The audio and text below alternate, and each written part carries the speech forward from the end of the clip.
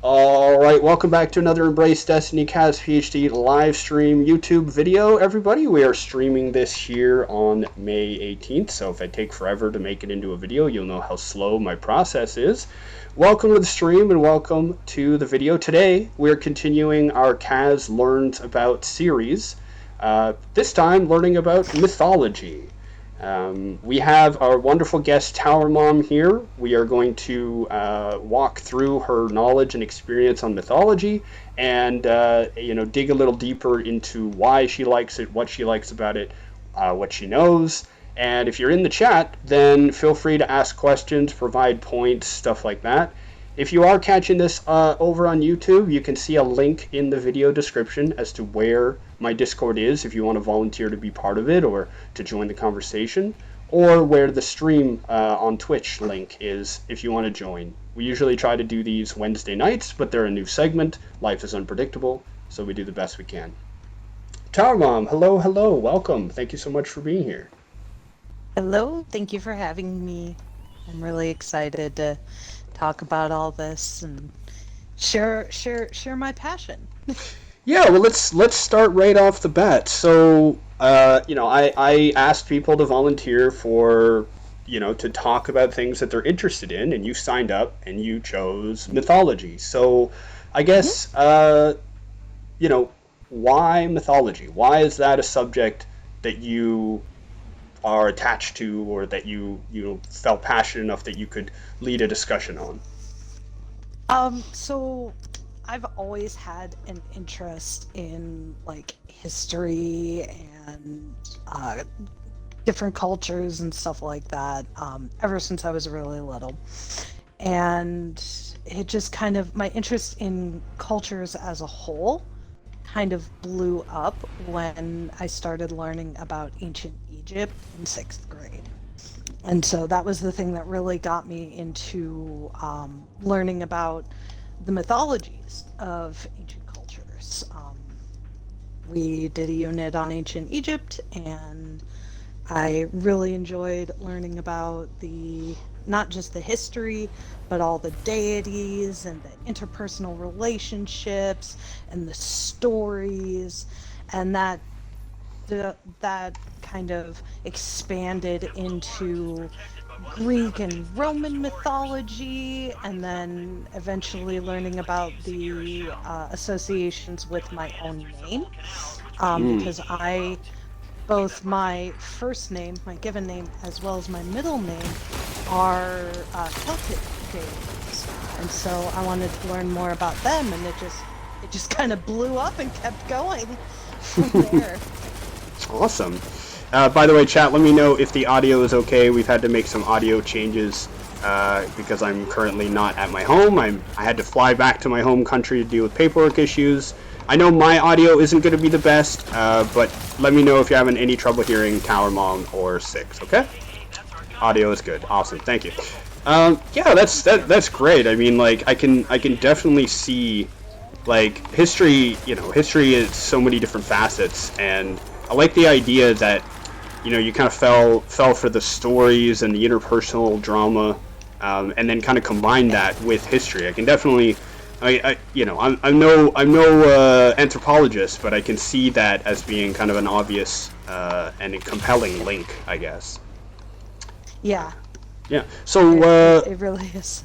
So when did you really first start getting into it? Like what?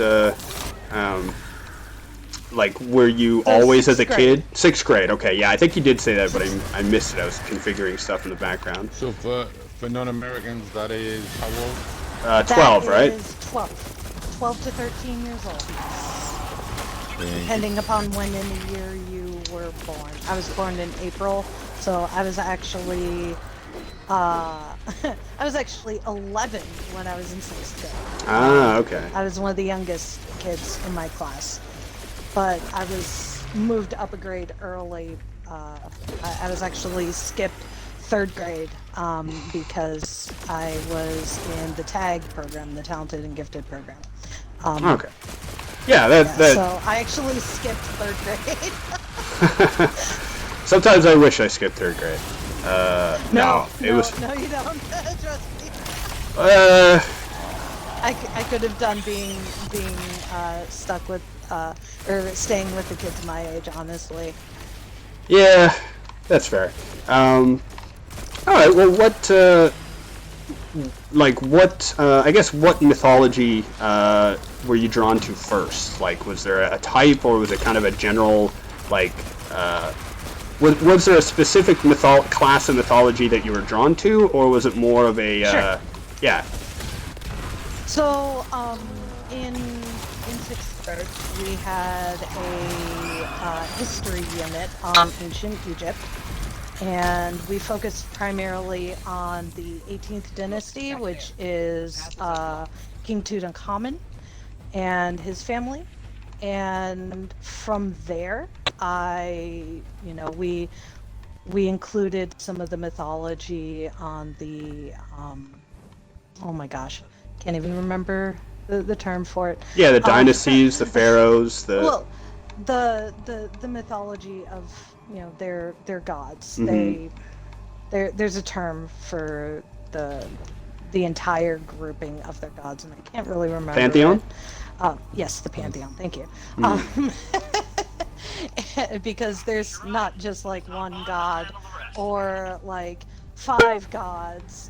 Yeah. There are hundreds of gods in ancient Egyptian mythology. Mhm. So it's a huge pantheon. But we focused on the mythology of ancient Egypt, and that's where I really got into it. It was like, oh, this is really interesting. These are really cool. Horus, Osiris, Isis. I really focused on at the time I was still very much into the Bible and Christianity, and my brain kind of focused on, oh, well, how did this get changed into, Christian deities, or, how was this translated from ancient Egypt to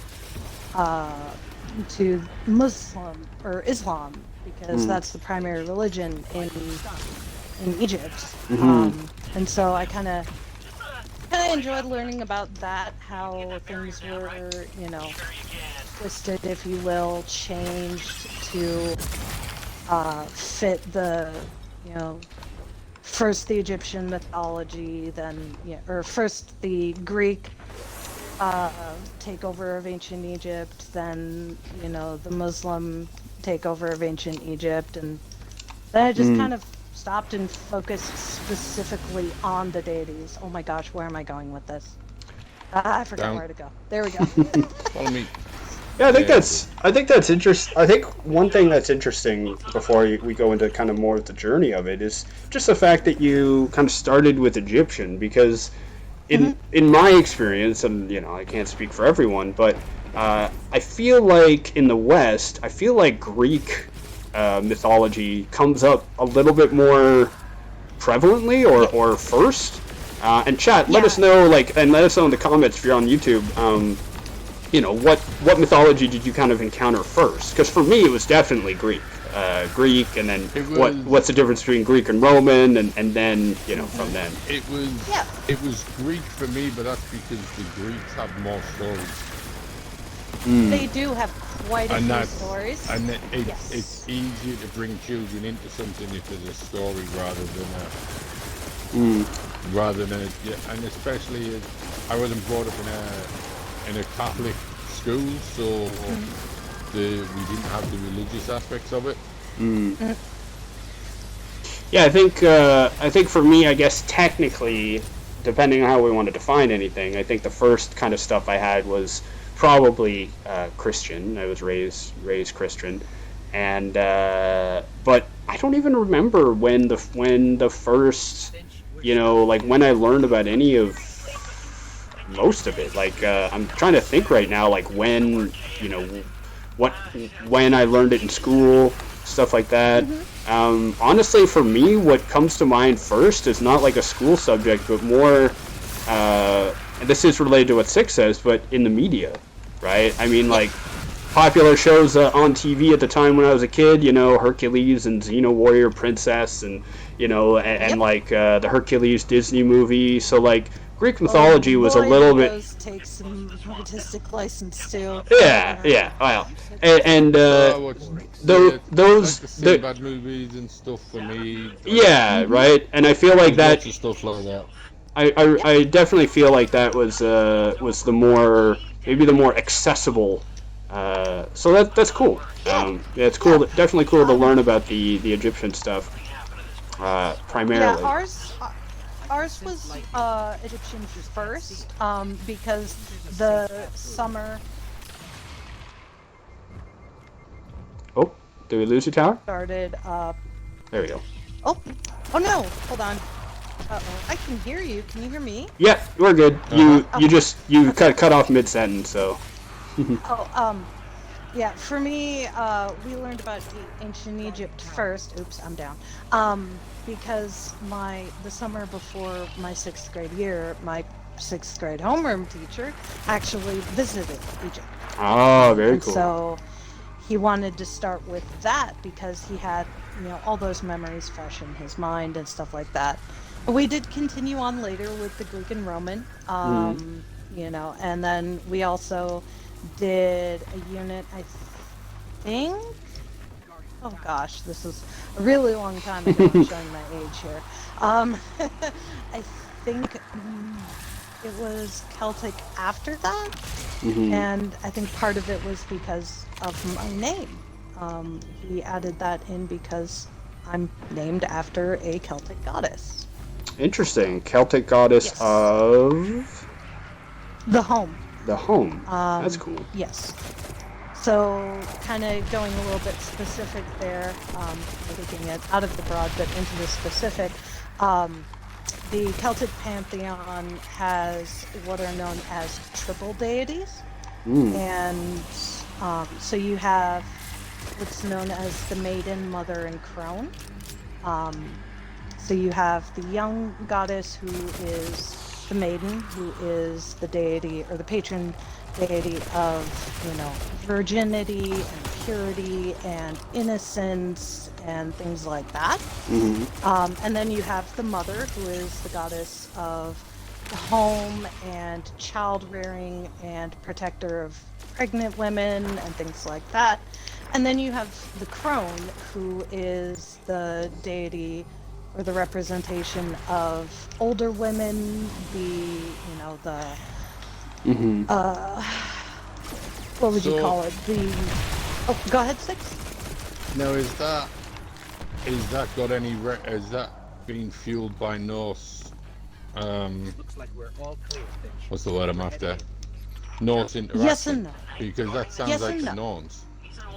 Yeah. Well, the Norns are the gods of the fates. The Norns But control destiny. they take the shape of a child, a woman, and a Yes. crone, don't they? Yep, just like the Greek fates do as well. You have the three fates in Greek mythology, who spin and weave and then cut the threads of an individual's life. There are a lot of overarching patterns, especially in Western mythologies.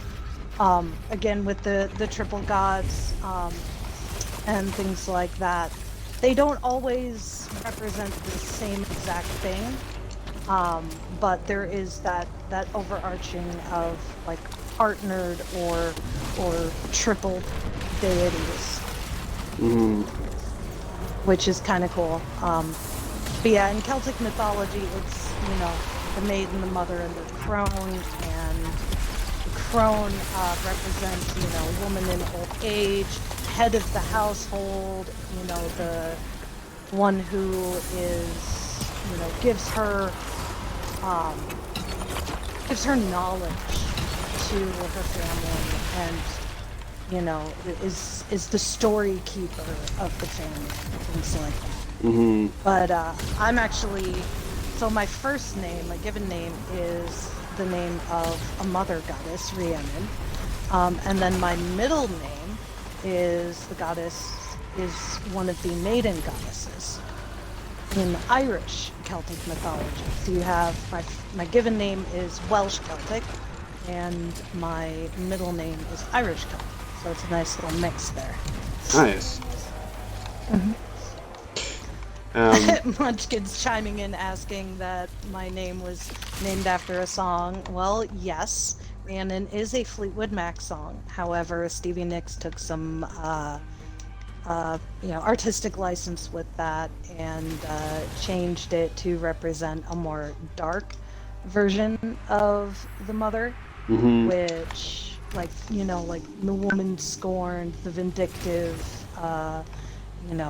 individual who was harmed in her life and things like that, who took that to the opposite side of what the mother goddess is supposed to represent. I think we've all been there, chat. We've all had a mother angry at us that we didn't take that chicken out to thaw when we should have. We didn't. We weren't listening. No. Ah! No, it's worse than that. It's worse than that. The song Rhiannon is about a woman who was cheated on. Oh. It's about the actual vindictive side of a woman's game. The whole hell hath no fury kind of a thing. That's what that song is about. But that is not actually the person that, or the representation that Rhiannon has in the original stories. Right. Yeah. Makes sense. Kind of changes the mood of the song if you incorporate a wider view rather than a more specific one. Yeah. Yeah. I'm So. liking the idea of crone goddess of the cookies. Goddess of the cookies. Yes. That is a goddess that I could worship quite happily. Yep. She invites you over, and she always has cookies for you. Cookies and cake. Werther's Originals. Oh God! And the Don't look little at Werther's strawberry candies. Oh Oh, God, it's on me! Oh God! Go away, homie! You are not going to. And he did. And he did. He claimed. For Dead Gals and Trixie, the boss in the strike is known as Alakul. That's his proper name. But in the Destiny community, he is known as Homie Claimer of Ass. Because he's mean, and he always follows somebody. He picks somebody to pick on. Yeah, so, well, of course, someone in the chat brought this up, and then they jumped out, but, Oh no! No, it's all good. Yeah, Dork was saying in the chat how, he kind of takes a particular liking to, Norse mythology, but I found his point interesting. I thought he was going to say, for a specific reason related to the mythology itself, but I guess it's more about the accessibility. He was saying it's because it's represented a lot in modern media and, stuff like that. Sure. So I guess... You've got Thor and Loki and yeah, so I'll ask Sixth and chat this as well, but first, TowerMom, I'll ask you, why do you think that is? Why is Norse mythology so, popular either right now or in general? I mean, the Vikings are, it's, Greek mythology, I assume that's pretty popular because it's kind of built into a lot of, it's literally built into, architecture and law and everything like that. But, yeah, so what's your take on the Norse Renaissance, I guess? It boils down to Marvel, and it boils down to, well, yeah, the accessibility of it, the ease of understanding. There's less deities, but more interpersonal relationships. In that case, you don't have to worry about remembering, 150 deities' names. You've got Loki and Odin and Freya and Thor and Balder. They're Mhm. pretty easy to understand who they are and what they represent. But also, again, you know, you've got the whole Marvel taking it upon themselves, which honestly I absolutely adore. Not gonna lie. Um, to introduce the concept, also not to forget the fact that, you know, the Viking culture is very built into also Western, and I say Western meaning more British descendant culture. Mhm. You know, British, Scottish, Irish, um, you know, Canadian, uh, American Mhm. culture, some areas of France as well. Yeah. So there's a big range there, but also, you know, of course, you've got you know, the traditionally Norse groups, you know, the Norwegian, Swedish, Finnish, Mhm. Danish cultures as well. So there's a huge overlap Yeah. with regards to that, you know. Yeah, those are Their, some fair points. their Say, gods are their Oh, gods wait. are less. Their gods are less demanding. Yeah. People like the fact that one of the things that the Norse gods did is the Norse gods gave you some stuff, and then you would expect it to go out, and it was down. You know, like you didn't have to sacrifice this, that, and the other. Yeah. Odin expected you as a Viking warrior. Odin expected you to go out, be brave, die in battle. That was Yep. it. Yep. That was it. If you failed to do that, if you were a man that cheated, if you were a man that betrayed or murdered in cold blood, you weren't going to Valhalla. There was You no wouldn't even go redeeming to yourself hell. at the end. You were just mm, gone. As far as Odin's concerned, you don't exist, and and it was accessible to women because Yes. people like don't forget Vikings shield maidens fought alongside the men. There was female Viking berserkers Yep. that would that would battle just as much as anybody else, Yep. and they conquered Actually, large sections of Europe, so they intermix with most areas. Most of Western Europe has influence with the Vikings anyway, but exactly, exactly. And the it's Viking nice. Same about religion. influence is, yeah, the Viking influence is so deep that, and so wide stretching that at one point, if I remember correctly from my history lessons, this isn't mythology, but this is history, that some Viking leaders actually met Mongol leaders, and they kind of clashed in the middle of Europe Hmm. mm, because you had the Viking culture taking control from the west, and then you had the Mongol culture coming in from the east, and the descendants of Genghis Khan. So it's really interesting because the majority of Europe is a mix of Viking and East Asian. mm. And Well, people don't the, realize it. Most white European men have at least 4% of their DNA descended from Genghis Khan and his family. Mhm. it yeah, it's one of those things that I like. The Vikings invaded a lot, and everybody knows about the invasions, but they Mhm. also they also settled it down. So Yeah. they also colonized places a lot. Yep. And when they colonized, they taught everything they knew. So they didn't just come in and go, "Well, we're taking over and do as we say, or what or else." They would teach their weapon craft and their Yes. shipbuilding and things, and that endeared them to the populations they went to, which meant that their way of doing things was more integrated than others. Yeah. And like you said, they never forced anyone to change their religion or anything like that.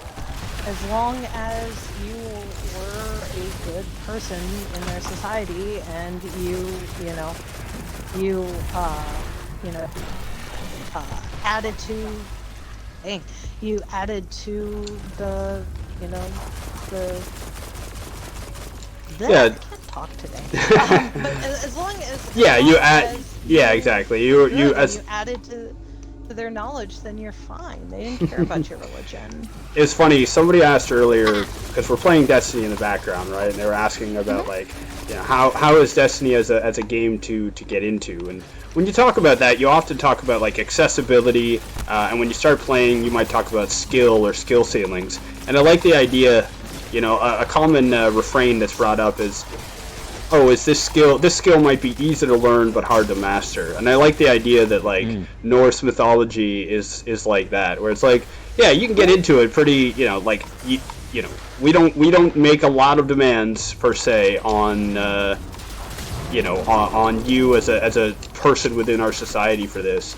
I could see that accessibility being being a good entry point, and like you said, colonizing other places and spreading, in a large geographical area, that definitely helps kind of keep it alive, because a lot of times we think about like how interesting it is or how much it might relate to any given life, but the opposite is true as well in terms of the events around it, or the historical significance beyond it is what might give it longevity, or might kind of ensure its longevity, right? Like again, a lot of Greek mythology is kind of just locked in because in the West, because the West was like, we're gonna model themselves off of it. That's that's what, like, historically the Renaissance and stuff like that. So yeah, I think that's really interesting. Not to mention,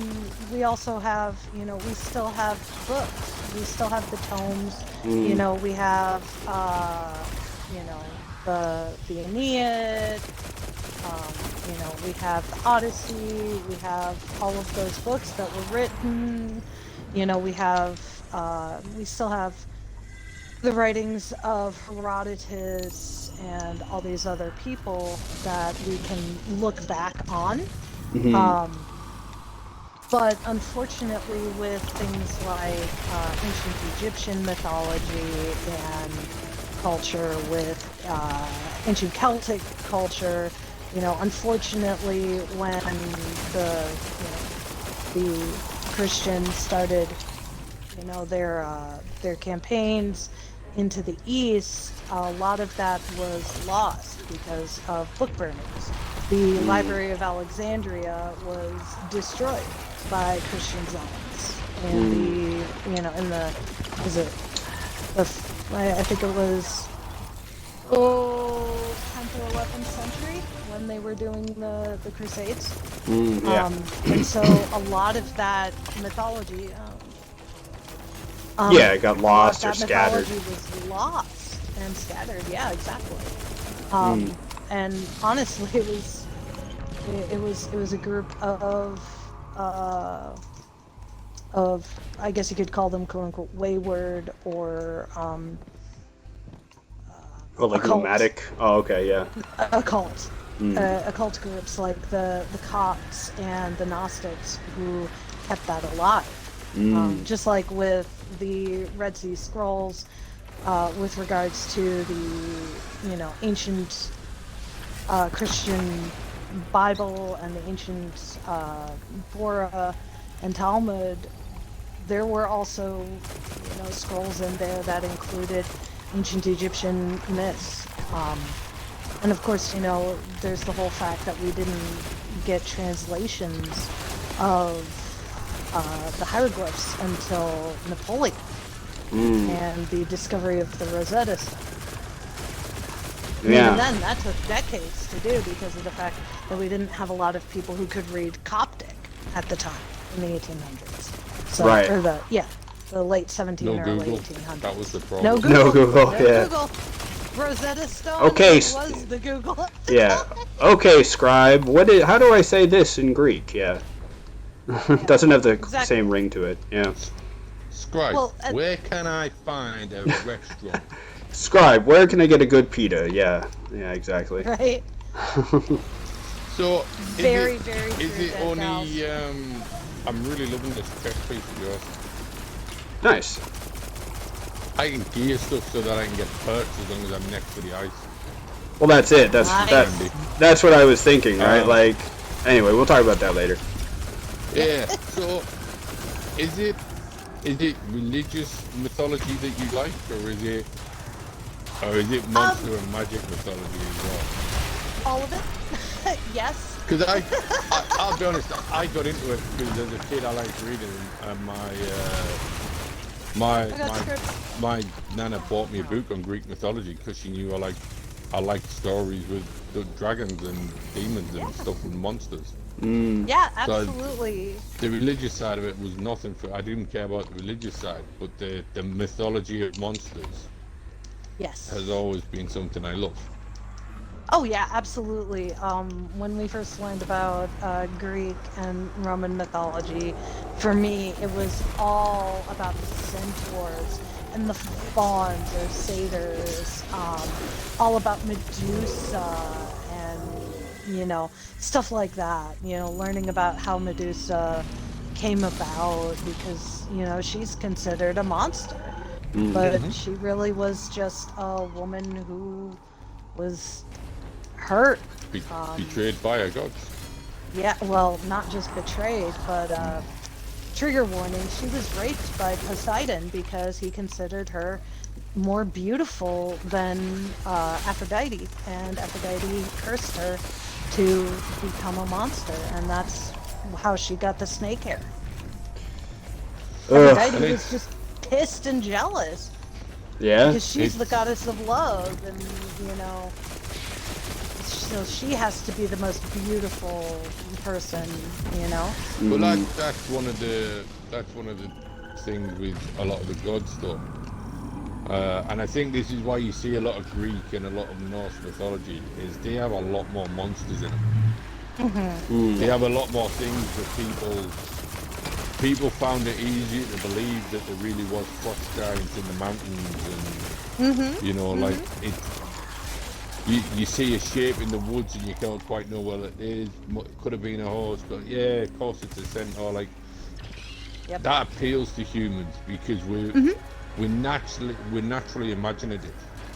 Yes. And it couldn't have been that we saw a horse that just looked a certain way because it did.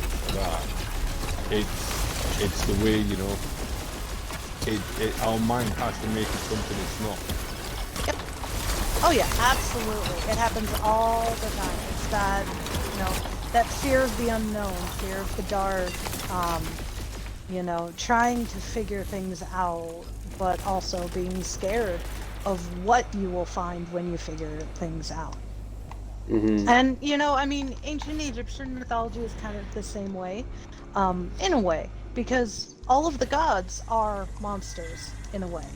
They're all anthro creatures. They're all basically furries. It's an entire religion of furries. Oh my! Every single deity in ancient Egypt has both a fully human, but also a partially human form. Yes, Trixie, they're all furries, okay? Except for just a few deities, but even then, those deities that are represented as primarily animals, like Ammit, like like Khonshu, That's why honestly is a god, good. and Ammit, but also Sekhmet, Set has no fully animal representation. I thought Set was part. Wasn't Set Jack? Set is not a Oh, no, that's Set Horus. is actually. No, actually, that is Anubis. Anubis is the jackal-headed god of death and rebirth. Yeah, that's the one. But I'm gonna get the and names he is wrong. yeah. But Set is actually, for a long time, people did not know what kind of animal Set is based off of. He is actually based off of an aardvark.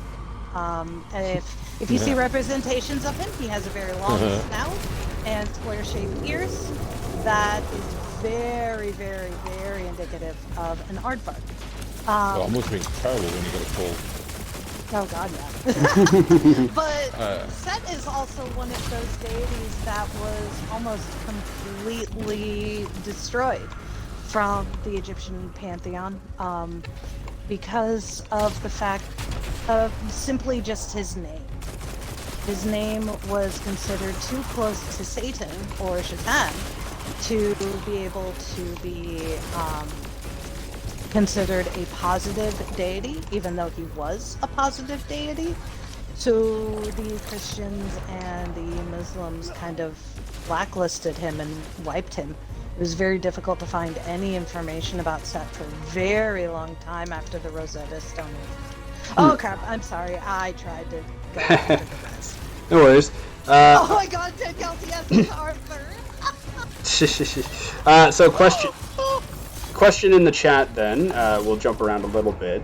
Without spoilers, TowerMom, have you seen Moon Knight? I have watched the entire series, yes. Alright, well we got a And question. I love it so much. There you go. I really do love it. I like how they tried to tie a lot of the ancient Egyptian deities to their actual, to what they actually represented. However, Khonshu is not a deity that looks like a hawk, the same. But he is the deity of the moon. He's actually a ram. And his name is actually properly Khonsu. Or Khonsu. He was the god of the moon, so they got that right. And they got pretty much everything else right, especially with Amen. And what she represents. She is the deity of balance. Dennis. But what was that, Six?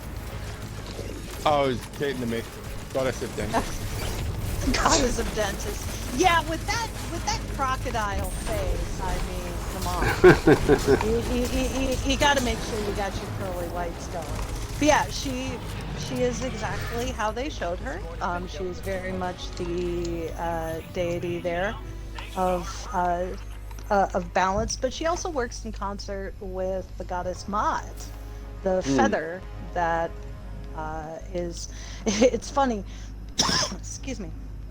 Maat is literally just a representation of the truth. How do you spell that? Justice. M-A''AT. Maat. Okay, I heard mod, and I'm like, we're on Twitch, we've got mods here, you know. And I was like, what am I No, hearing? no, I'm not doing a mod check. Maat, you know. Maat, yes. But Maat is actually not really a deity. Maat is the concept of justice and truth, and is represented by an ostrich feather. One of those really light, very soft ostrich feathers that you can like buy in a store, like in a craft market. That is Maat. So when you're talking about the whole journey of the dead, your heart and your deeds must be lighter than the lightest feather in order to pass into the Egyptian version of Elysium. Yeah, okay, that makes sense. I'm not going to look at feathers the same way. I'm going to be out on the street, and I'll see a feather, and I'll be like, justice! I'm here for justice and truth. You know? I'm Batman. Yeah, Batman. Fight for feathers and the American way. Wait, hold on. Right?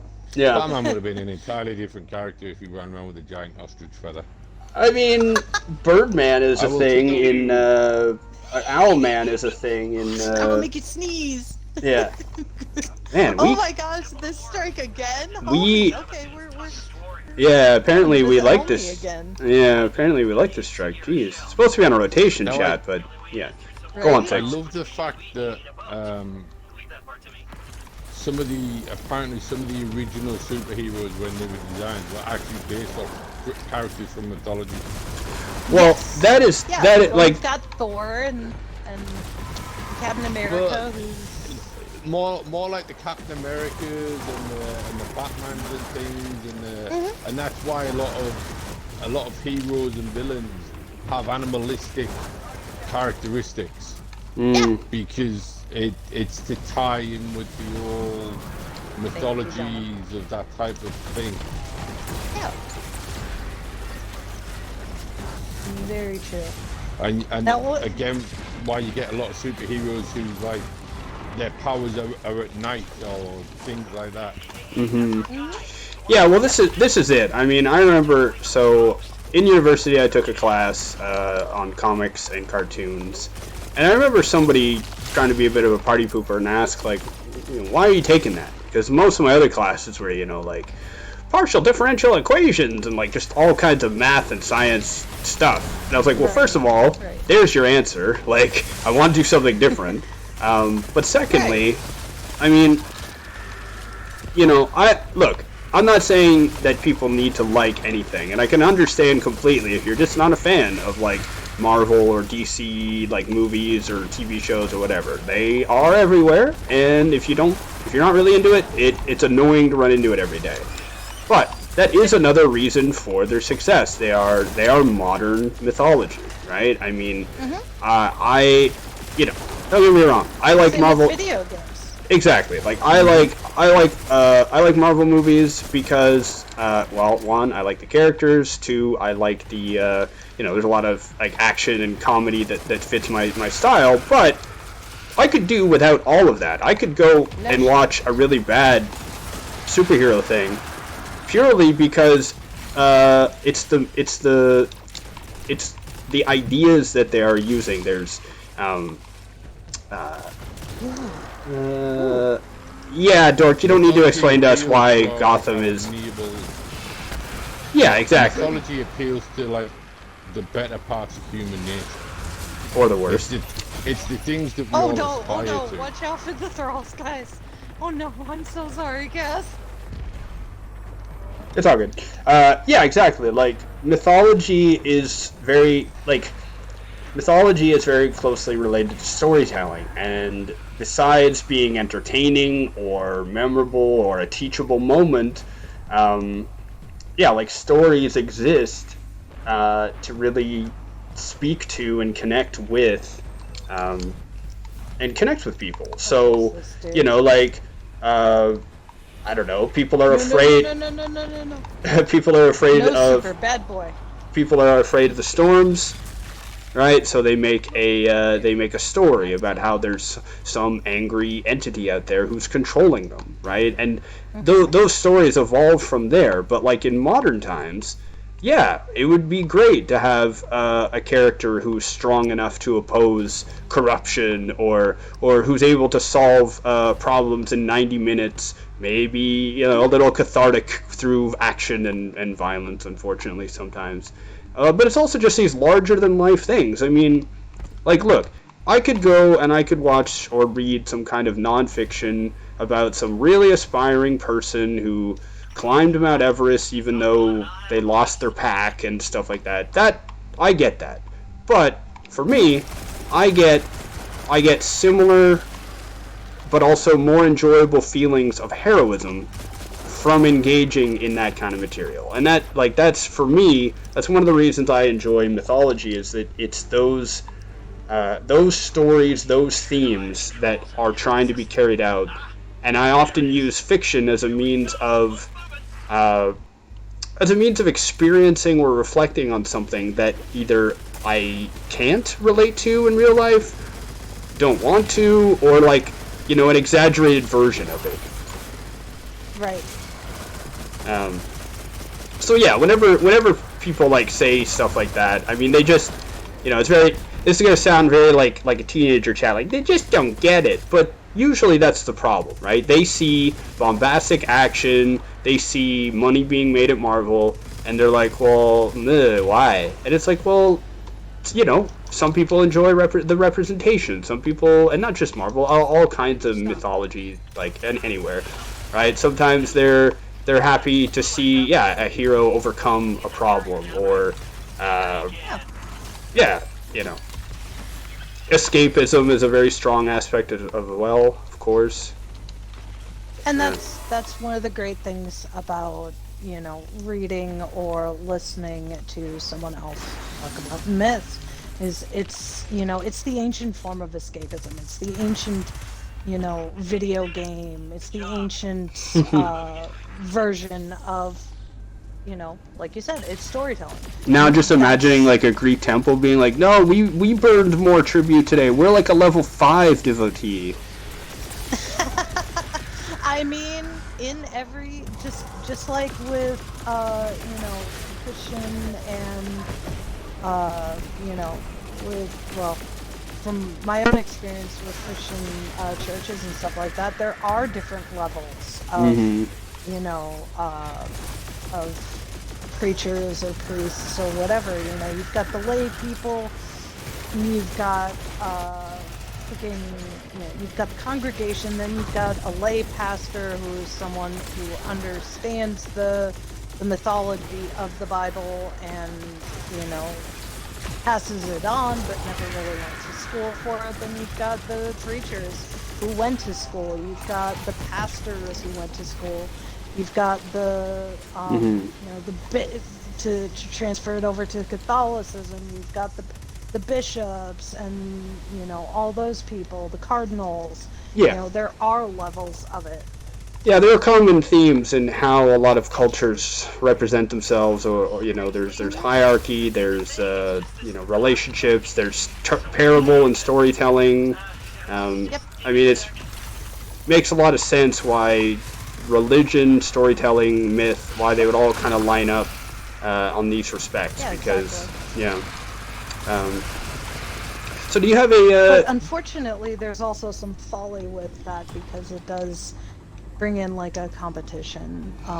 Yeah, of course. Whereas in ancient cultures like the Vikings, you didn't really have rankings of or levels of storytellers or anything like that. It was, this is my role within the community, and it's my job to pass that on, almost like The Giver in a way. Well,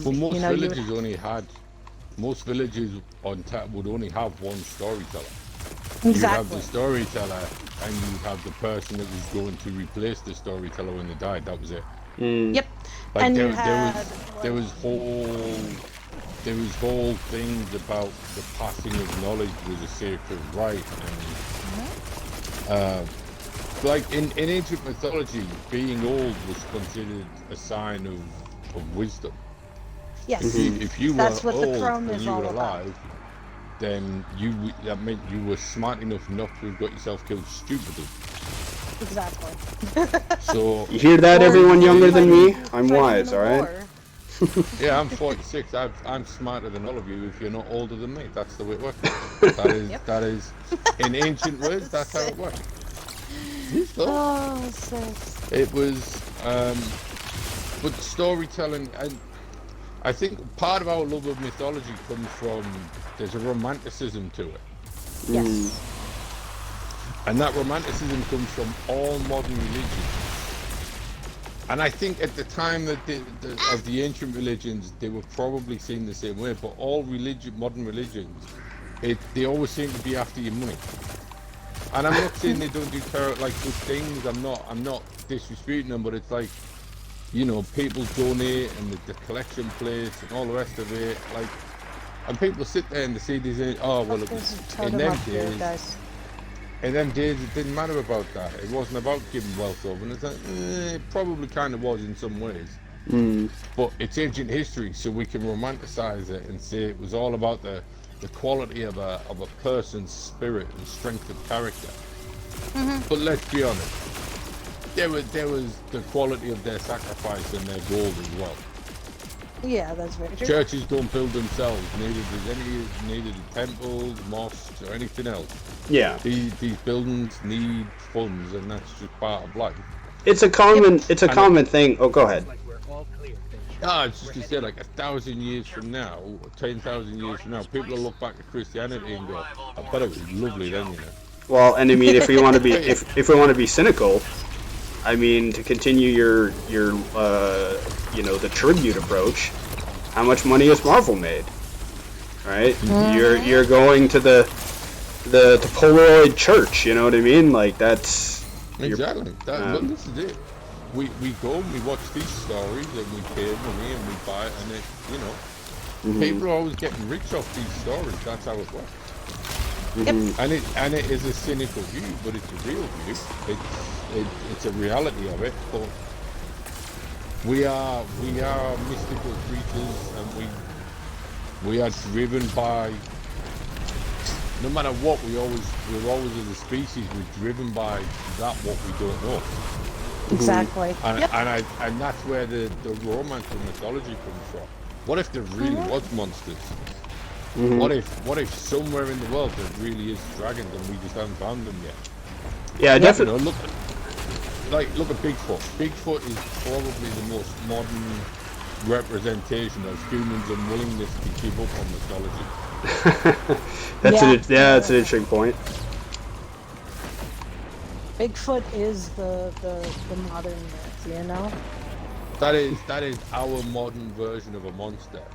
Because some people sit there and say, "Oh, Bigfoot, I've seen them, they're gentle," and other people are like, "Oh, he tried to rip my arm off." Like, it's our modern version of those ancient stories of wonder and mystery, and I think that is the type of thing that we're obsessed with as a species. We Ow. can't help it.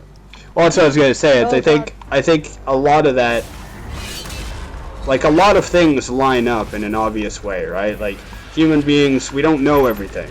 We're scared. Homie, why are you coming after me? It's also I don't have anything to do. it's also easier to simplify stories or lessons or whatever. I mean, a lot of myth can be it's a cautionary tale, right? It's like, I mean, look at any parent out there is gonna know, they're gonna watch this in action. They're gonna watch themselves doing it. Oh, don't you better make your bed. Why? Oh, because there's a monster under the bed that will, like, I don't know, tickle your feet if you don't make your bed. You've just created a myth, right? You've created a myth around that. And, like, I'm not trying to belittle any kind of mythology, but there are themes there that are common in how human beings are that kind of makes it make sense why myths have persisted, evolved, stuck around, and been so prevalent, like, everywhere. Oh, yeah. Well, I mean, it's you were talking about the, myths kind of being, lessons and things like that. I mean, you recently played God of War. There's a really important lesson in that, and about parental figures with Freya and her trying to protect Baldur. While Cory Barlog did take a lot of license with that in treating, spoiler alert, treating Baldur as a bad guy rather than a good guy, which he was in the original stories, there is that whole lesson of not giving up your child's integrity, and and also sacrificing yourself for your child. Freya did basically, she wanted to protect Baldur from his fate, come Ragnarok, if you will. And what ended up happening was she went around and made sure to get everyone's promise that they would not hurt Baldur in any way, shape, or form, but she forgot to ask the mistletoe. And in ancient Norse mythology, the mistletoe is a very important plant, but also represented by a deity. And she did not ask the mistletoe because she didn't think that it was important enough to speak to. And that's what ended up being his downfall. And ended up, proving the truth of the prophecy, about him. And that he would die due to the folly of someone else. And it was his own mother's fault. Yeah. Yeah, I mean... he wasn't a bad guy, TM. He was actually beloved by everyone in the Norse pantheon. He was beloved by all races in the Viking pantheons and mythology. So, oh no, dead cow. Yeah.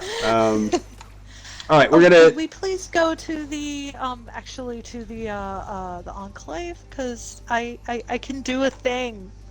I can do a thing and finally get my glaive. Yeah. All right, let's do it. All right, we're gonna fly. We're gonna fly in here, chat, and then we'll be switching to a different activity, but we're continuing the conversation. If you do have comments or questions, feel free to drop them in. Dork, you asked earlier, right at the beginning of the stream, you asked a bunch of very open-ended, vague questions, I would say, but I think some of them have been answered. Like why do we have the divine? Why do we make myths around nature and stuff like that? And we just talked about a lot of that in that trying to explain, trying to make it make sense, and for good or for bad, there are reasons why myths are created around the unknown, right? Sometimes it's to help people, sometimes it's to to kind of keep them scared or keep them in their place. And it's all storytelling that on its surface is fine. It's what you do with it, right? But yeah, go on, Six. Yeah, don't forget, some myths were designed for just that reason, to keep you alive. Yep. Don't go in the woods after dark, because this monster or that monster will get you. Exactly. It's easy to look back now and think, yeah, not really though, because I can take a torch and I can take this, but when you didn't have any of that stuff to hand, and you didn't, you know what I mean, like going in the woods and getting attacked off a pack of wolves was a very scary thing, because chances are you're not going to survive. It very much was. Human nature is to, if we can't explain something, or we need a way to control certain behaviors, stories work. Our brains are tuned to react to them. That's why you have kids' storybooks, and it's encouraged to get kids reading at an early age, because it promotes how our brains work. It sings to a part of our brain that we just don't understand why. Exactly. It is what it is. It sings to that primordial, that was it that as I once heard it put, the reptilian part of our brain. I once heard it described as it sings to the primordial part of us that used to hide in caves. It's not the reptilian part, it was the part of us that hid in caves because we weren't strong enough to defend ourselves. And stories were used to help keep us alive. Catch you later, Pens. The first cave paintings were. Thank you, Pens. And let's not forget, we've been creating mythology and story since caveman days. Long before the Greeks and the Egyptians, we were creating pictographic stories that, initially they used to think was on about hunting rights and things like that, and some of it was defining hunting routes, but now they think some of it was mythology. It was ways of describing that wasn't known. So it's been with humans for as long as humans have been around. Exactly. And there's always a grain of truth in in mythology, legends. So. What was it that was said in Brave? Legends are lessons; they ring with truths. Yeah, I can see that. Sorry, I watched Brave a lot. It's one of my favorite movies ever. because, Scottish. So, there we go. Is that gonna work? Is that gonna work? Please tell me it will finish that quest up. Do I have to? Yes! Okay. Don't mind me. It's alright. I just have to go back to the Do you not board. craft any of the weapons though? Because it is going to make you. If I remember rightly, you've got to put a certain type of. At some point, one of the quest steps is to add an enhanced thing, and it will cost you for the glaive. Yeah, I just I reshaped my other glaive. Okay. Nice. Base reviewed. Alright, question from the chat. How do you think the forces of the darkness linked to mythology in Destiny 2 was Bungie inspired by ancient cultures? Hey, Pink, how are you doing? Okay, so let's quickly review the enemies that we face in Destiny in case we got some new people here. So, we're playing Destiny. Destiny is an action MMO. Think Halo, but with more space powers. And it has a deep set of lore and storytelling. Essentially, our characters are guardians. We are gifted power by an object known as the Traveler. It has, this magic power within us. It is gifted to us, and we face a lot of enemies. Some of them have a dark version, the darkness. They have the dark version of this power. Others don't. But they're still our enemies. So we have the Fallen, which is a race of aliens who used to have the Traveler overhead. Now they don't, and a lot of them are really aggressive and they hate us. They don't really have the power of the light or dark. They just have guns and weapons and machinery. We have the Cabal. The Cabal are often thought of as space hippos or space rhinos. They're very they're an imperial race. They have an empire of warriors who come to fight us. Also, don't generally have light or dark magic or power. They have technology. We have the Vex. The Vex are, depending on how you want to define it, they are a kind of synthetic kind of life form that exists as a fluid that also inhabits robotic frames. So where we usually see them are robots who come after us. Where they're from, why they're here, what they really, really want, it's a matter of great debate. Again, not generally light or darkness, but their own ability. And then we have, more recently we have the Scorn, who are kind of undead versions of the Fallen. And we have... Zombie Fallen! Yeah, and we have the Hive. The Hive are our most prolific and feared and deadly race. We fought a bunch of them on stream today. They look like kind of crustaceans that walk around and try to punch us and stuff. But they are special because they use a form of darkness. They use magics and curses and power similar to us. Whereas all of our other enemies, when you kill them, they die. The Hive, certain powerful Hive, can come back from the dead, or they can undo their deaths, so to speak. So, yeah, the question is, all right, I'm going to take us on a trip to the tower, I think. Would be good. Yes, please. So the question is... And then I have the quest to do the thingy. Yeah, what do you need to do for that? I need to go to the Queen's Bailey. Queen's Bailey. Like... And drop off the Osmic Fragment to lure the Hive dude? Yeah, we can do that. Oh, yes. Right. It's been a while since I did it. I was like, where? Okay. Sorry. Yeah. No, it's fine. It's just there was a lot that came out with Witch Queen, so just keeping it all straight. Right, so how do they fit in, like, mythologically, and was Bungie inspired? Well, first of all, yes. I'll jump in with some short, quick, punchy answers. Bungie was definitely inspired. If you look at if you look at the Cabal, the Empire race, I mean, they literally have troops called Legionnaires and Centurions and things like that. Centurions, Gladiators, Right, Phalanx, exactly. So they're very much inspired by that. if you look at the Vex, those robots, they are inspired by different Greek stories and myth. You literally fight a creature known as a Hydra, and it doesn't look like what you might imagine a Greek Hydra look like, but it is a formidable boss with a similar name. So maybe not. You have Atheon, Protheon. Mm. Those are Greek names. You have the names from. You have like mimetic bosses and stuff like that. God, what were the names of the bosses from Season of the Splicer? Those were all Greek names too. Stuff like that, which is really cool. Yeah. So definitely quite a bit of inspiration there.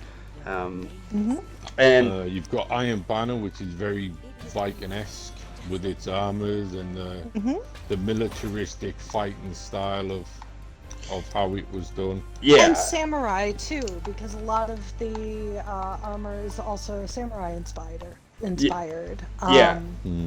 Yeah, like Bungie, if Bungie weren't as good with it, it would be bad, but they pull references from everywhere. And that's why I say if they were bad, it would be a mishmash of confusing, annoying appropriation. But it's more like they really have some scholars on their team who are pulling out references and treating the source material with respect, but creating a new mythology in Destiny. So looking a little closer at the darkness and the light and the darkness, because I can feel that this will be Dork's next subsequent question. The question might be, okay, fine. We've talked about the different enemy types, but how about the greater conflict of light versus dark? That's a conflict that we have in this game right now. Is light versus dark, and is this inspired by any particular mythology? Well, in general, yes. I mean, light versus dark is everywhere. You probably you have a hard time avoiding it, actually. Like, if you watch any kind of media, you read any kind of modern or older text, like light versus dark is incredibly common as a theme in all this stuff. But I'll stop talking here in a second and let my guests talk a little bit more. But one thing that I found really interesting was that in the latest expansion that came out, Destiny 2: The Witch Queen, they had a lore book, a book of stories and conversations kind of outside of the main events of the game, but still part of the universe, that you could get with the collector's edition. And there is an entire chapter devoted to Gnosticism. And again, that's not strictly myth, but the use of it and applying it within the stories within Destiny is kind of mythic and mythological. Is that it's taking these other elements and then it's applying it into Destiny. And specifically for anybody who does follow the game, I'll show you her, Ikora, who is a leader of humanity. She's a friend of ours. She has a bit of a crisis of faith. And my vanguard. Yeah, she leads the warlocks in Destiny, those who are most closest to like space wizards, versus myself, who's a Titan, who's closest to like just a space warrior. Hey Viru, how you doing? So anyway, Ikora has had a crisis of faith because we're normally allied with the light, but the light has been kind of quiet and not helping us as much as the darkness has been helping us. And so in the lore book, she turns to Gnosticism as a way of applying those teachings and those ideas and those perspectives to her own experiences. And I think that's a really straightforward use of mythology, is to take elements, whether they're real or not, and apply them to your surroundings, and maybe either exaggerate or downplay certain aspects of life or fiction for whatever reason. A more enjoyable story, a more memorable story, a more relatable one, a better teaching moment. So anyway, that's a lot from me. But what do you guys think? So yeah, definitely does. Yeah, it does. I'm sorry. I'm my brain is got overloaded there for a second. But yeah, I mean, there's a lot going with Ikor. But like going back to adding in like the research of the mythologies and stuff like that with Destiny, there is so much there. And that's one of the things that I really love about modern video games is they do their research and they try to find all the connections and things like that, or they make the connections. But and with Destiny, it's very, very obvious. You know, like you said, the only culture that you didn't really connect to a mythological group or a historical group was the Fallen. The Fallen are very much like Viking. Yes, we kind of see them as like on the outside as pirates, but their culture is very much reminiscent of, you know, those old Viking explorers like Eric the Red and Leif Erikson and people like that. Yeah, because they travel in ships and they treat their ships are practically a home. And I mean, Vikings could carry war horses on their ships and stuff like that. Like they lived literally. Viking was measured by the ship they lived in, as one of their things. So the Destiny has this amazing ability to just take elements of mythology and religion and kind of blend the best parts of each into their game.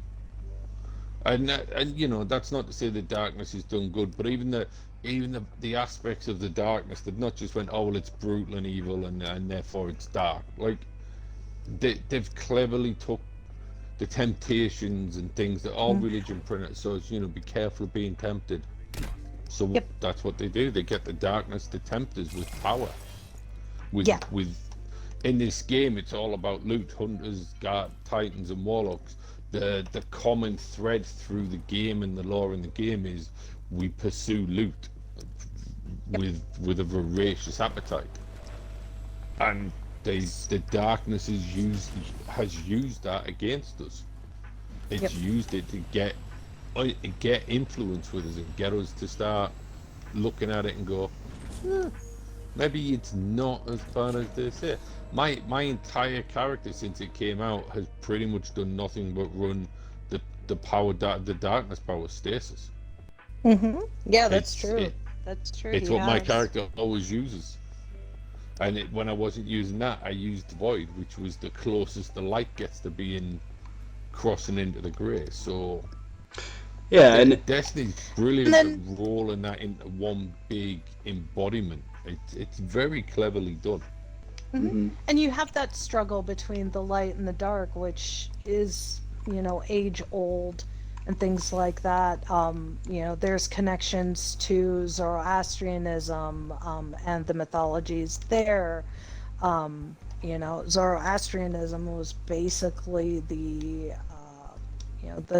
footprint by which you have you know, Yahweh and Satan in, you know, Christian and Western religious beliefs. Those myths are almost directly pulled from Zoroastrianism. You have Zarathustra, and, you know, the struggle that he has against the darkness and stuff like that. So it's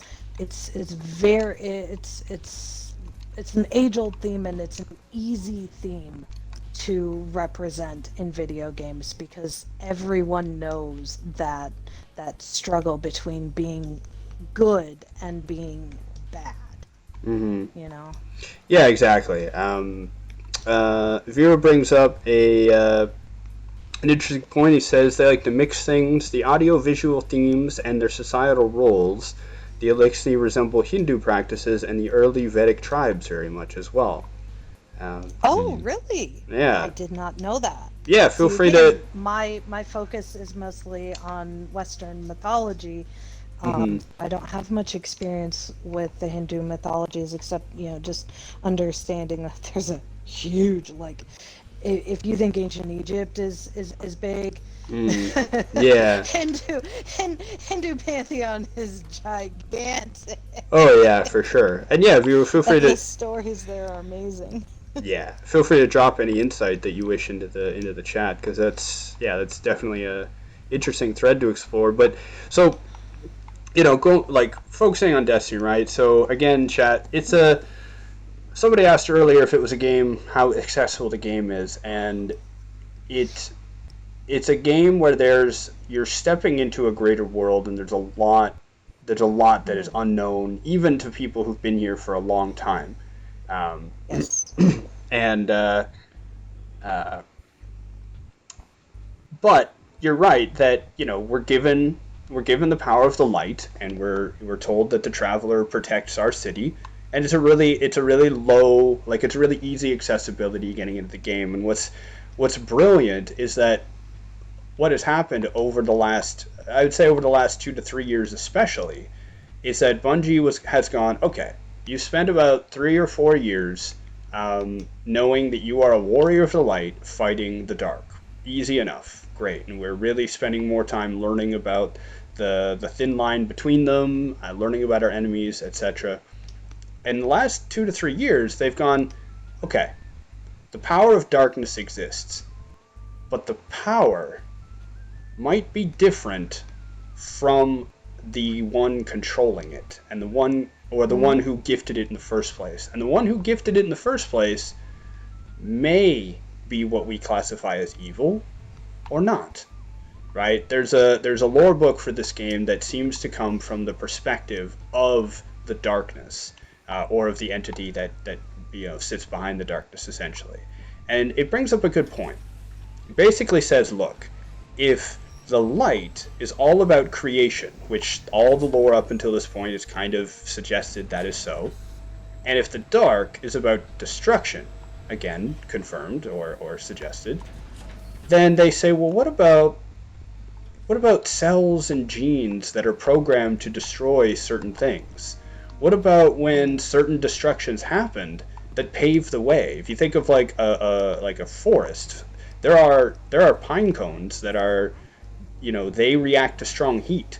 So literally, when there's a forest fire, these pine cones will open up and they will drop seeds in order to ensure the next generation of forests. So are those Oh, by destructive? the way, I'm ready to go whenever you are. Yeah. I've got to actually let the dogs out, so I need a minute. Okay. All right. No worries. Sorry to interrupt you there, Cass. Yeah. No worries. Like, the question is are those destructive forces evil per se, right? And is there a kind of badness or evil to what we would normally consider good, right? Um, like, if the light is all about creation and they give us power and they keep us alive and we can't die, what happens if everyone has the light? Then no one can die. And that sounds great until you start thinking about a universe where, it starts to lean into kind of Thanos' argument, but it starts to lean into a universe where there's too many people, overpopulation, there's a lack of resources. If someone's life is suffering and now they have an endless one, So Destiny is a game where you run around and you shoot stuff, but if you pay attention to it, it starts asking some really big questions. I'm just going to read a comment from the chat. A viewer says it's similar to the Cabal. They're mainly influenced by Roman culture, but their approach to technology is similar to early imperial Germany to industrial Germany. Yeah, I could see that. So, sorry, you were going to say something, TowerMom. Oh, no. Go ahead. Go ahead.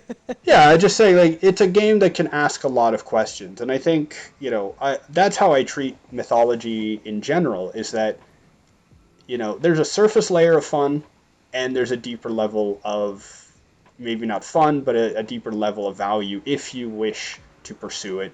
And most of the time, I don't feel there's a need one way or the other, unless I have that need in my own life, right? You can watch, I mean, let me think. You can watch Captain America, The Winter Soldier, and be like, wow, bang, boom, and like, martial arts action. Great. You had a good time? Oh God. Awesome. Right? No, you fall, you Don't melt. mind. I uh I ran off because I completed the floor is lava and I overestimated my jump. Yeah. But you can also watch Captain America: The Winter Soldier and see it as a modern spy thriller that questions the ideas of totalitarian, like authoritarianism, personal freedom, stuff like that. And again,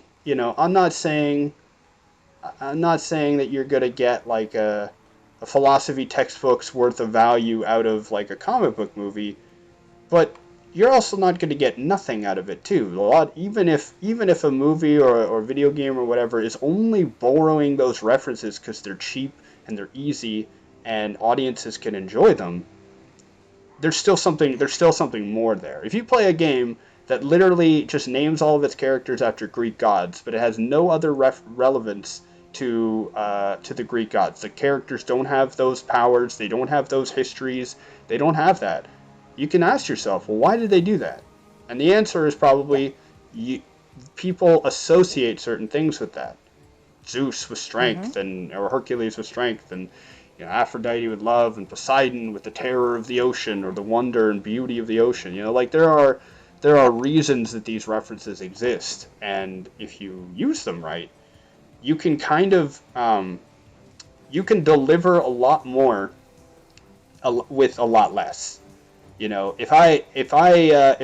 If a character comes out in a game that you're playing and his name is Zeus, well, if you want to set this character up to be some kind of leader that is very strong and has that stuff, you've already done some of the homework. People will already associate that. Or if you want your character to be particularly cowardly or weak or evil or pious or academic, you can you still have done your work because now the contrast is more interesting and relevant. Hey, Safe, thank you very much. You honored Jazz audition. Everything's going well. How's everyone doing? Yeah, we're doing great. Thank you. We're chatting about mythology today. Video will be up on YouTube soon. But yeah, thanks, Safe. I'm glad things are going well for you. Thank you for the resub. Yeah, so we're getting toward the end of the official section. TowerMom's going to be working later, but we have lots of time for questions and answers. And TowerMom, the floor is open for you if you have a direction you wish to go or in the conversation. Well, definitely I'm happy to answer any questions people have. Like While I we're just sit, I yeah, you're on the Oh, go spot. It's ahead. okay. Do you have a favored mythology Ancient or Egypt, hands ancient down, Egypt? Okay. hands down. Mm-hmm. Mm-hmm. It was my first. It it was the one that I have learned the most about. I also kind of an armchair Egyptologist. I taught myself hieroglyphs. I started out with an obsession with the 18th dynasty and King Tutankhamun, and just it went from there, learning all the myths and the relevance in the different historical periods and stuff like that. So yeah, especially when I heard about Moon Knight and it coming out, I was like, oh gosh, yes, I'm totally watching this. you know. Mm-hmm. Um, Mm-hmm. but yeah, ancient Egypt is definitely my strongest passion out of all the mythologies I know, followed closely by Norse mythology as well as Celtic mythology. There have been times in my life where I have followed both the ancient Egyptian or what we call Hamite religion. So I actually did follow the religion itself as well as the ancient Celtic religion. Um, so yes, I am a pagan. While I don't practice anything right now, my own religious background is in different branches of paganism, so it kind of, you know, Hmm. it kind of melted over into my daily life as well. But yeah, I really enjoyed searching for unknown stories as well. So Yeah, that's interesting. I mean, so for myself, I mean, I was raised Catholic, and I've turned away from that. I mean, I went pretty far in it. I was confirmed, which, you know, in Catholicism, to be confirmed is to reaffirm your faith, usually around the age of 14 or so. So I right. did. After going through catechism and Sorry, such I'm back. like that, right? Yeah, so I Yeah. did that. No worries, Six. Welcome back. Yeah, so for Welcome myself, back. so for myself, raised Catholic, reaffirmed, like confirmed, all that stuff. But yeah, you know, nothing against it, but I ended up turning away from it because uh, for myself, I believe more in the power of the self and the power of the community, and I found that certain religious aspects had that, but were going about it in a direction I didn't really like. Um, Right. so for me, you know, uh, what what draws me into mythology is uh, kind of three things. One more than the other. One is uh, how is it similar or different to other mythology that I know of? Right? Like, oh, they have a Right. turtle god. Ooh, they also have a turtle god, but this one's the devil, or you know, whatever. There's seeing the differences there, kind of from like a anthropological point of view. That's interesting to me. Related to that Mm, is what is the myth doing, or what is its purpose if it has one? So okay, this these creatures are very common in this region, and they usually, I don't know, maybe they're poisonous or poisonous, venomous, and so people associated some kind of myth with them. So like, what's that purpose? I like understanding how that works. mhm. And the third, but most important, is for me, what is that myth's purpose in terms of uh, like beyond entertainment? Is it there to empower us in any way? And that's what I do. Is that Yeah. I try to use myths as a means of empowering myself through like hero understanding, or people struggling with conflict, or as a community, like seeing what can be possible. And I take that approach to all fiction and fantasy, and not to call mythology fiction and fantasy, but I'm exaggerating my case here, that even in the most bizarre and non-realistic kind of mythology that is created in these other kinds of universes, there usually is something that can relate back to you. They kind of has to, or Mhm. else it's just weird for being weird's sake.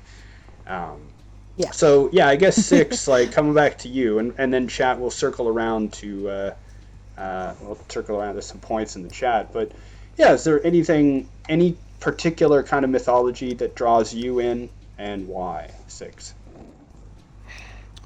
Um, yeah, I like pagan. I like the old pagan religions more than modern Yeah. religion. Mm, And much more spiritual based, much more about there were. Don't get me wrong. We all know that there was blood sacrifices and lots of other things, but a lot of that has been over dramatized in press and books and things. But pagan religions were less about do all of these things the way we tell you and you'll go somewhere nice, and were far more about live a good life, do the right thing, get rewarded. If you don't, you're not gonna get rewarded. But it was much more.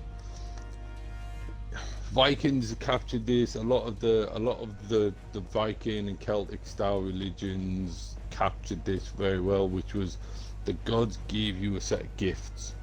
How you use those gifts was entirely up to you. But if it all went wrong, you you couldn't go to the gods and pray because they'd just laugh in your face and go, well, Mhm. you know, you Mm. chose to do these things, you chose to make these mistakes, you have to bear the responsibility of it. A lot of the more modern religions, the premise is, well, you have to follow everything we say and follow the rules and you go somewhere nice. But if you don't follow the rules, as long as right at the very end you're willing to sit there and say we were right, well, you can still go to a nice place. Mhm. Otherwise, to And hell with you. I like the premise of, look, at any point you can get forgiveness. But the idea that I could be completely evil and then on my deathbed turn around and go, I recanted all, it was all a mistake, and be absolved of that guilt and that sin, it's a cop out, you know? Right. Mm. The other So thing that I really don't I'm like I'm about. drawn Oh, to go ahead. that. I'm sorry. No, it's all right. I don't like being told what to do. Yeah. Modern religions tell me how to live a life. Right. I must follow this rule, and I'm not against any modern religion. I'm not against any religion. If it brings you peace, if it brings you comfort and helps you get through difficult times, then all the better for it. Right? Mm-hmm. Don't have a problem with any religion at all. I have a problem with the premise that I'm supposed to follow thousands of year old rules that man created because somebody said, God said that this was the rule. All right, well, prove it, Right. and then I'll And believe it. don't use your book, your book of myths, Yeah, as proof, because don't that's use just something that circular was written by a logic. man. Prove to me that this deity came and said these are the rules, this is how to do it, and then I'll follow it. And I'm the same of even pagan religions. I would still expect Odin to come down and say, yes, I gave you this, and it's up to you to do right. Mm-hmm. I like Yep. the idea that there's life after death. I like the idea there's something out there. I like the idea that it's my responsibility to live a good life, to have something good happen next. Mm-hmm. It's the emphasis is on me to be better. The emphasis is on me to do good things and do the right things. Yeah. And I don't need to go into a box and say, I'm sorry I did a wrong thing. If there's a deity out there, they created me to be a certain way. They know what I'm sorry for. They know what I'm not sorry for. So why do I need to go and tell someone else? Right. Right? Exactly. It's easy to go up to somebody and go, I'm really sorry I did this thing, and be just lying completely. So I like spiritual beliefs because I think it's more emphasis on you as a person. Yeah. Mm. One of my things that turned me off from modern religions, and at least practicing modern religions. I mean, yeah, I do. I've done a lot of like research on Catholicism and Christianity, Judaism, Hinduism, Buddhism, but I don't really focus on those because I like the ancient stuff. I like the stories, like Six said earlier, about the monsters and stuff like that. But one of the things that really turned me off particularly is because as a very young child, I was actually forced into Catholicism. There is an old rite in catechism, and I'm not sure if you learned about this, KAZ, but there's an old rite of basically a forced conversion, or a forced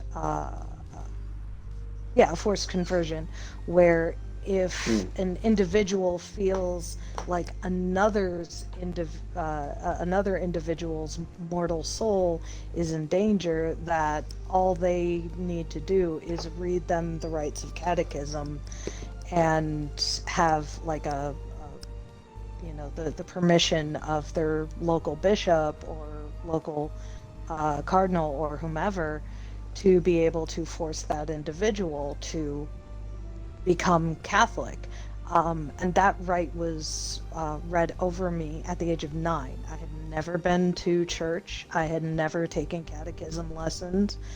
But my grandmother read that rite over me with her bishop in the room and with his permission. I didn't know a single thing that she was talking about. And unfortunately, those kinds of conversions can happen if you have people in your family who are overly orthodox or overly strict, and it's their opinion that an individual's mortal soul is in danger, and you have no say in the matter at all, especially if you're a child. So Mm. it really turned Alright, me off. Uh-oh. I gotta go for a bit. I won't be long.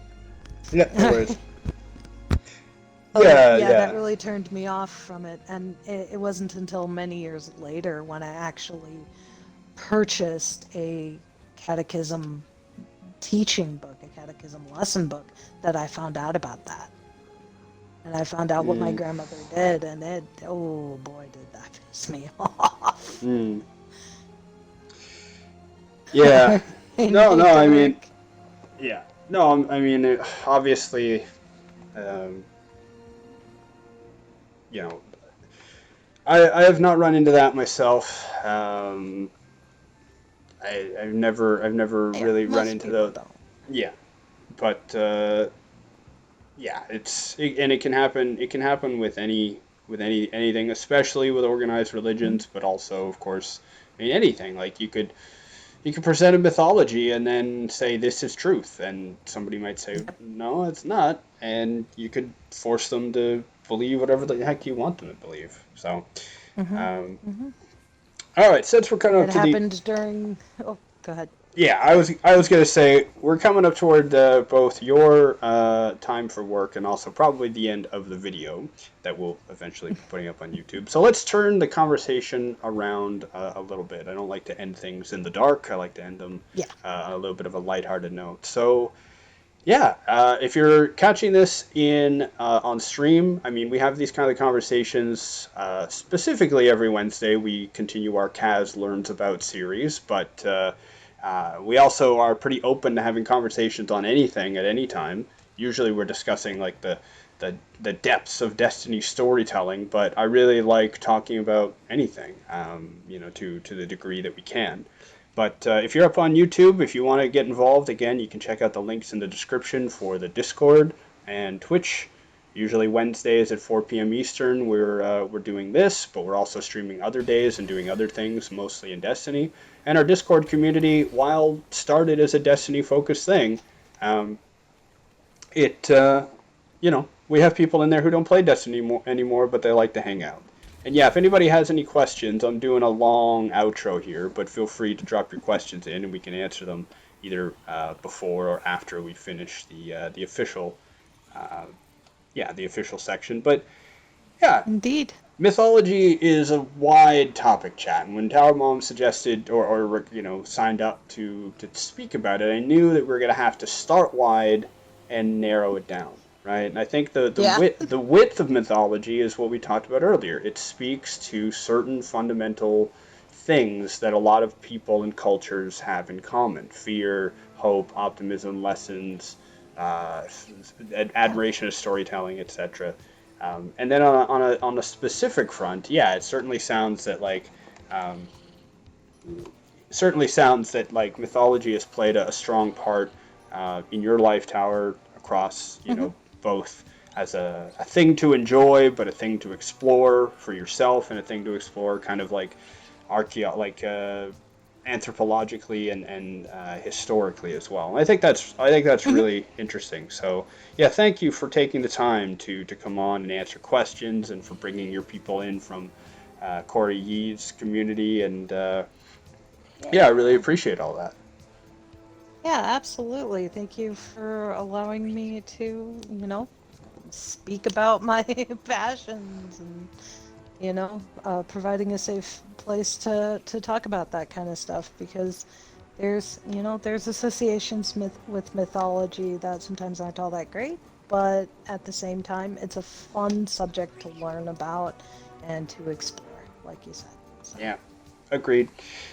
All right, chat. We're going to keep the stream going for a little bit for those who are on YouTube, and of course you who are here as well. Thank you all very much for hanging out, listening, and watching. Really appreciate it. Again, if you wish to sign up, we can speak on pretty much any subject. Feel free to check out my Discord, and there's instructions on how and where to sign up. For those on YouTube, if you wish, there's a playlist of this, more videos like this, or if you want to go into some more creative works and looking at Destiny or other lore and storytelling focused, you can check out the playlists on my channel. Thank you all very much for watching, and as always, everyone, be safe, be kind, and we'll see you all next time. Bye now.